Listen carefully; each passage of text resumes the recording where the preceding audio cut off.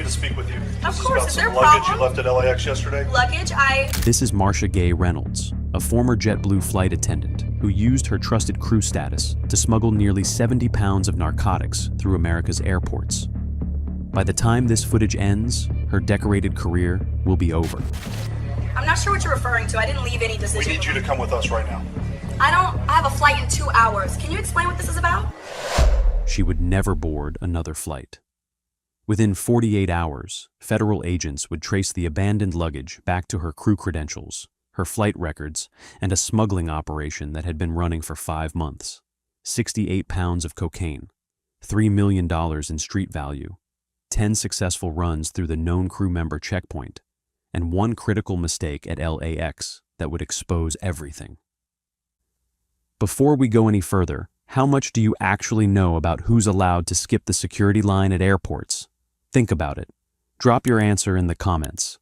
And if you're not subscribed yet, now's the time. We expose what happens when trust gets exploited, every single week.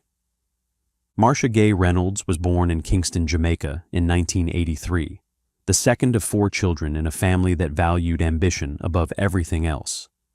Her father, Winston Reynolds, drove a taxi through the winding streets of New Kingston 6 days a week, ferrying tourists from the airport to their resorts and back again. Her mother, Claudette, worked double shifts at a textile factory in the Kingston Free Zone, stitching garments for American department stores she would never visit. Together, they earned just enough to keep their children fed, their rent paid, and their dreams alive. The Reynolds family lived in a modest concrete block house in the Portmore suburb, where the Caribbean sun baked the streets and children played cricket in the dusty yards until dark. Marsha was sandwiched between an older brother who would eventually become a mechanic and 2 younger sisters who looked up to her like she hung the moon.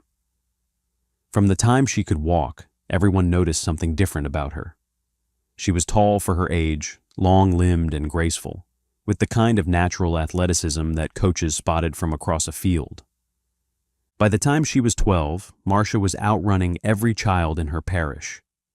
By 14, she was winning regional track meets against girls 2 and 3 years older. By 16, she had set junior records in the 400-meter dash that would stand for nearly a decade. Her coaches called her a natural. Her family called her their ticket out. Her speed earned her attention beyond the island. In 2002, at just 19 years old, Marsha was selected to represent Jamaica in the Miss Jamaica Universe pageant, a competition that valued poise, elegance, and the ability to represent the nation on an international stage. She trained for months. She walked the runway with the same fierce determination she brought to the track. And when the results were announced, she placed as first runner-up, close enough to taste international recognition, but not quite enough to claim the crown. That same year, scouts from American universities came to Kingston looking for the next generation of Caribbean track stars. Jamaica had produced some of the fastest sprinters in history, and colleges were eager to recruit from the island's deep talent pool. Marsha's times caught the attention of coaches at New York University. They offered her a partial track scholarship and a chance to compete at the collegiate level. For a girl from Portmore, it was everything. In September 2002, Marsha Gay Reynolds boarded a plane from Norman Manley International Airport to John F. Kennedy International for the first time. She was 19 years old, carrying one oversized suitcase and a dream of Olympic glory. Her mother cried at the gate.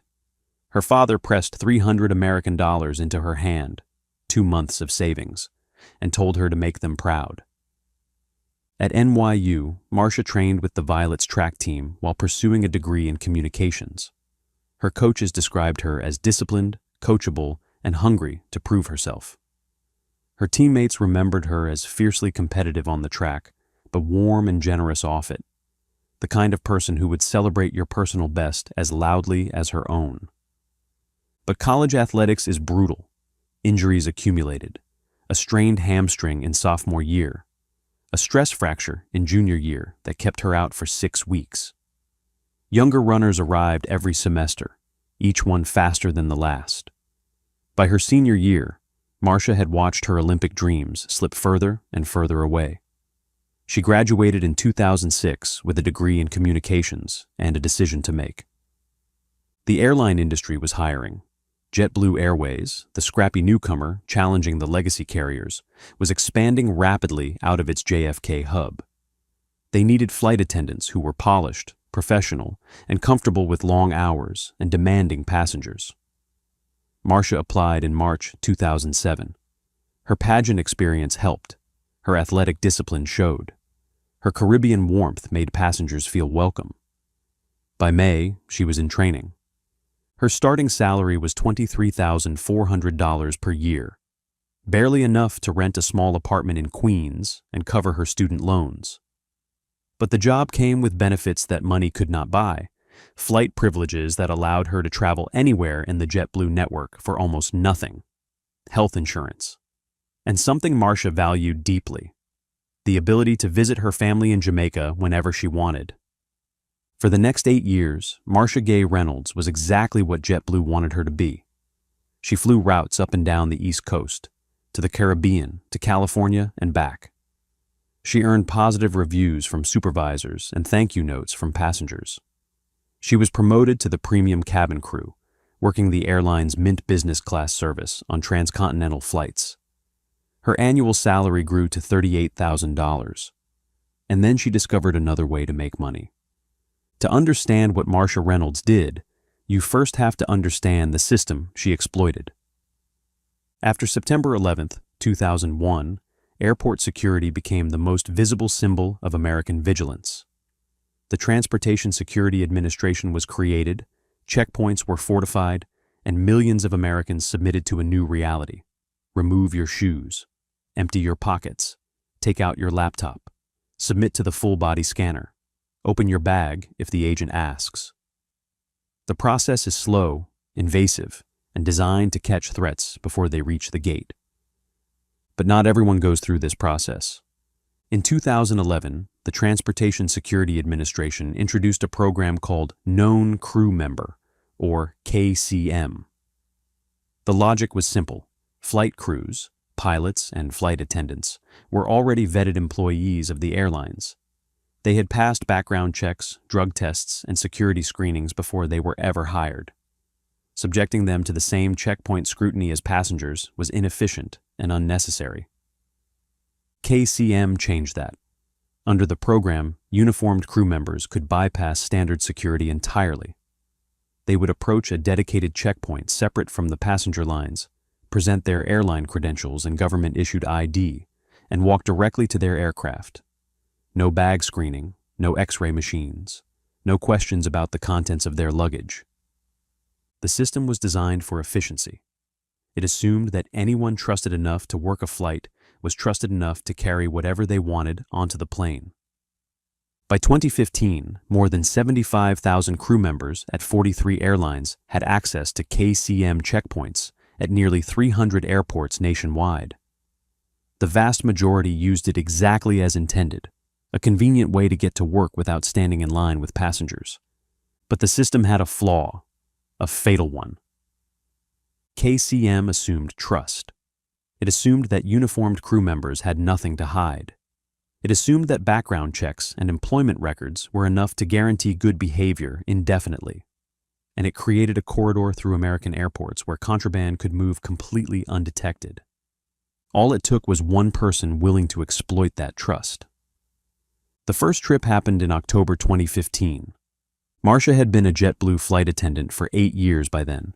She knew every route, every layover hotel, every shortcut through every terminal.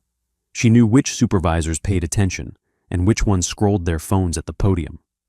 She knew how to carry herself with the casual confidence of someone who belonged. Federal prosecutors would later allege that she connected with suppliers in Los Angeles through contacts she had maintained from her time in Jamaica. The arrangement was straightforward. Marsha would fly to LAX on her regular JetBlue routes, pick up packages from a local contact at a predetermined location, and carry them back to New York through the KCM checkpoint. No screening, no questions, just a quick badge scan and a walk to her next flight. The cocaine came packed in bricks, wrapped in multiple layers of plastic, and distributed across standard airline crew luggage. Each trip, Marsha would receive between 5 and 10 kilograms. At wholesale prices, each kilogram was worth approximately $25,000. At street prices, once cut and distributed across New York City, each kilogram could generate $50,000 or more. She made 10 successful trips between October 2015 and March 2016. 10 times, she walked through the KCM checkpoint at LAX with millions of dollars worth of cocaine in her carry-on luggage. 10 times, she scanned her badge, nodded at the TSA officer, and strolled directly to her gate without breaking stride. 10 times, she boarded a JetBlue flight back to JFK with enough product to supply dealers across 3 boroughs for weeks. The money changed her life. Colleagues noticed the transformation. Her Instagram account suddenly exploded with images from expensive restaurants, designer boutiques, and tropical resorts. She moved from her modest apartment in Jamaica, Queens, to a larger place in a better neighborhood closer to Manhattan. She bought Gucci heels and Hermes scarves and handbags that cost more than her monthly salary. She never wore the same designer outfit twice. No one asked where the money came from. Her co-workers assumed she had a wealthy boyfriend. Her family assumed her airline salary had finally caught up with her expensive tastes. And Marsha kept smiling, kept flying, kept walking through checkpoints with bags full of product. The operation was elegant in its simplicity. She used her legitimate job to create a perfect cover. She exploited a system designed to trust people exactly like her. And for 5 months, it worked flawlessly. Until it didn't. March 1st, 2016. LAX Terminal 3, 2:47 p.m. Marsha had just completed a JetBlue flight from JFK. She had 4 hours until her return trip. Plenty of time to meet her contact, collect the product, and make it back to the crew room before boarding. The handoff went smoothly. A parking garage off Century Boulevard. A man she knew only by a first name. 2 black rolling suitcases identical to the ones flight crews used everywhere. Inside, 68 pounds of cocaine, divided into 31 individually wrapped bricks, secured with brown packaging tape. Street value, just under $3 million. It was her 11th run, the biggest yet. Marsha walked back toward the terminal, rolling the bags behind her, her Gucci heels clicking against the tile floor. She moved with the practiced ease of someone who had done this many times before. Badge clipped to her lanyard, professional smile ready, KCM checkpoint straight ahead. But something was different this time. TSA had received intelligence about drug smuggling through crew checkpoints. Not about Marsha, specifically, but about the vulnerability itself. As part of a random integrity operation, they had flagged several flights for enhanced screening of crew members. Her flight was one of them. As Marsha approached the KCM checkpoint, a TSA supervisor stepped forward. Random secondary screening. She needed to bring her bags to the inspection area. Standard procedure. Nothing personal. Marsha's training kicked in. She smiled warmly. She nodded agreeably. She said, "Of course, no problem at all. I completely understand." And then she asked if she could make a quick phone call first. The supervisor said yes. Marsha stepped aside, pulled out her phone, and dialed a number. The call lasted 11 seconds. Then she looked at the supervisor, looked at her bags, looked at the corridor leading deeper into the terminal. And she ran. She kicked off her Gucci heels mid-stride and sprinted barefoot down the escalator, leaving 68 pounds of cocaine and 2 designer suitcases behind. TSA officers shouted for her to stop. Passengers scattered out of her way. Security footage captured the entire scene. A uniformed flight attendant in full retreat, her professional composure shattering in an instant. She made it through the terminal. She made it to a taxi stand. She made it back to her layover hotel. The abandoned luggage told the whole story. Drug Enforcement Administration agents opened the bags within the hour. 31 individually wrapped bricks. Cocaine so pure it tested at 90% purity. Pharmaceutical grade, barely cut for distribution. The packaging materials matched samples from a known Los Angeles distribution network. And the luggage tags? They were traced directly to Marsha Gay Reynolds, JetBlue employee number 47829. Agents pulled her flight records from JetBlue's crew scheduling system. They pulled her KCM checkpoint scans from TSA databases. A pattern emerged immediately. 10 round trips to LAX over 5 months, each one coinciding with known shipments tracked by DEA intelligence. They found her social media accounts. Instagram photos from luxury resorts in Turks and Caicos. Shopping sprees at Saks and Bergdorf Goodman. Champagne toasts at Manhattan rooftop bars that charged $40 for a cocktail. All documented, all time-stamped, all impossible to explain on a $38,000 salary. The 11-second phone call was traced to a Los Angeles number linked to the distribution network. Text messages were recovered from cloud backups, coded conversations about packages and timing and drop locations. Flight crew colleagues were interviewed and described the transformation they had witnessed. The case against her built itself. But Marsha wasn't done running. The day after the LAX incident, she did something that stunned investigators. She showed up for work. She reported to JFK Terminal 5, boarded a JetBlue flight as a working crew member, and flew a round trip to San Juan, Puerto Rico, as if nothing had happened. She served drinks. She smiled at passengers. She collected meal trays. DEA agents did not learn about the flight until after she landed. The arrest warrant was still being processed. By the time they mobilized, she was already somewhere else. But Marsha knew the math. She knew how many cameras had captured her running. She knew her bags had been opened.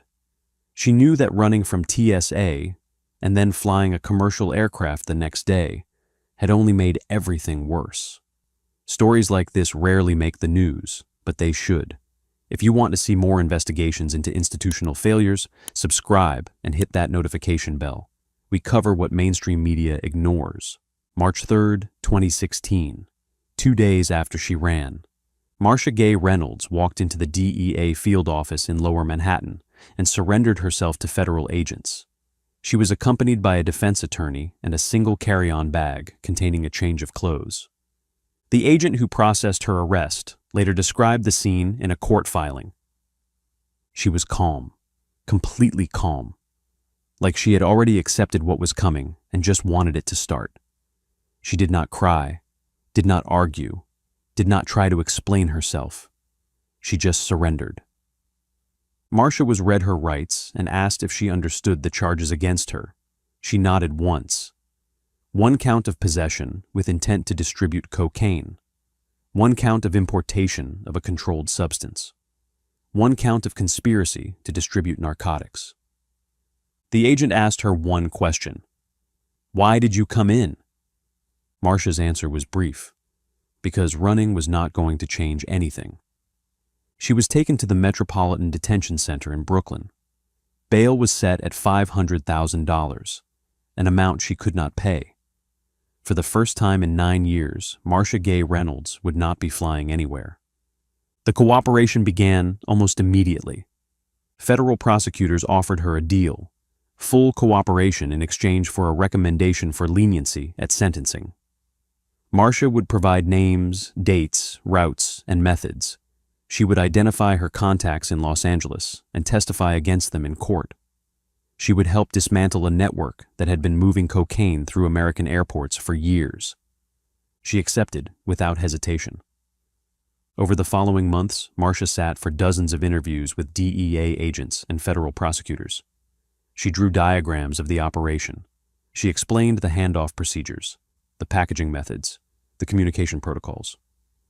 She identified 6 members of the Los Angeles distribution network by name and photograph. Her testimony was devastating. 2 of the men she identified received sentences of 15 years or more in federal prison. An additional 400 pounds of cocaine was seized in raids connected to her information. $300,000 in cash was confiscated from safe houses she had helped identify. Her cooperation was described by prosecutors as extensive, detailed, and instrumental in dismantling a significant trafficking operation. On April 15, 2018, Marsha Gay Reynolds appeared for sentencing in the United States District Court for the Central District of California. She had already spent more than 2 years in federal custody, awaiting trial and cooperating with prosecutors. Her defense attorney presented letters from family members, former colleagues, and community leaders in Jamaica. They described a woman who had made a catastrophic mistake, but who had taken full responsibility for her actions. They spoke of her athletic promise, her struggles with financial pressure in an expensive city, her willingness to help undo the damage she had caused. The federal sentencing guidelines for possession with intent to distribute 68 pounds of cocaine carried a mandatory minimum of 10 years. Marsha faced up to life in prison, but her cooperation changed everything. Judge Dale S. Fisher acknowledged the severity of the crime, but noted the extraordinary value of Marsha's assistance to law enforcement. Ms. Reynolds exploited a position of trust that was given to her by her employer and by the American people, the judge stated from the bench. She was allowed to bypass security screening at American airports because we believed she had earned that privilege. She used that trust to move poison through our airports and into our communities. The judge paused before continuing. But she has also done something I rarely see in this courtroom. She came forward voluntarily. She cooperated immediately and completely. She helped us arrest dangerous people and seize dangerous drugs. She has genuinely helped us stop others from doing what she did. The sentence: time served. After 24 months in federal custody, Marsha Gay Reynolds walked out of the federal courthouse that afternoon. Immigration officials were waiting for her. As a Jamaican citizen who had committed a federal felony, she was immediately subject to deportation proceedings. Within days, she was on a flight back to Kingston, the reverse of the journey she had made 16 years earlier with a suitcase full of dreams. She was barred from ever entering the United States again. JetBlue Airways issued a brief statement confirming that Marsha Gay Reynolds was no longer employed by the airline and had been terminated immediately upon her arrest. The company declined to comment further on personnel matters. The known crew member program was subsequently modified to include random enhanced screening of crew members at select checkpoints, a direct result of Marsha's case. TSA increased the frequency of spot checks and added behavioral detection protocols to crew checkpoints at major hubs. The loophole she had exploited was not closed entirely, but it was narrowed. The cocaine she attempted to smuggle on March 1st, 2016 was valued at $2.8 million at street prices. It would have been enough to supply dealers across New York City for months. Instead, it became evidence in a case that exposed one of the most significant vulnerabilities in American airport security. Marsha Gay Reynolds was 33 years old when she was sentenced, a former beauty queen who had represented her country on an international stage, a former track star who had dreamed of Olympic gold, a former flight attendant with 9 years of service and not a single disciplinary mark on her record. She had been trusted with access to secure areas of American airports. She had been trusted to care for passengers on hundreds of flights across the country. She had been trusted with a badge that let her walk through security without question. She had betrayed every single one of those trusts. The system that enabled her, known crew member, still exists today. It still allows uniformed crew members to bypass standard security screening. It still operates on the assumption that trusted employees will behave like trusted employees. But every time a flight attendant approaches that checkpoint now, there is a chance, however small, that someone will step forward and ask to see what is inside. Because of what Marsha Gay Reynolds did, and because of what she almost got away with. That case was unbelievable. But the one right here on your screen, it's worse, much worse.